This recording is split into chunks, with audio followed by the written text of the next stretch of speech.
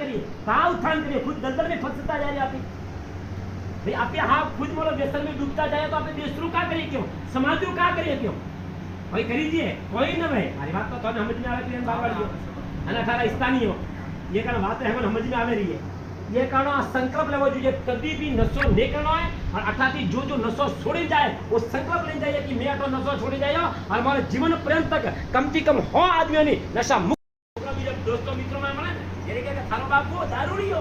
वो अमली वो नशेड़ी फांगेड़ी एवा एवा शब्द हमला મળે એના પર વિશ્રામ नहीं आवे व्यसन में मैं बहुत खुश हूं नशा में मैं मस्त हूं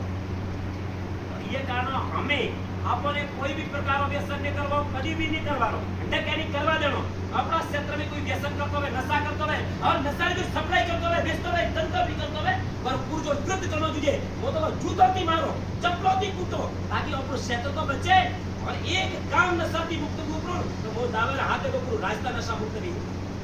यदि एक गांव व्यसन मुक्त उपरो ना संकल्प ले लो अरे जो संकल्प युवा लिए और संकल्प सिद्ध न था एडो कदी रे संकल्प लेવો જોઈએ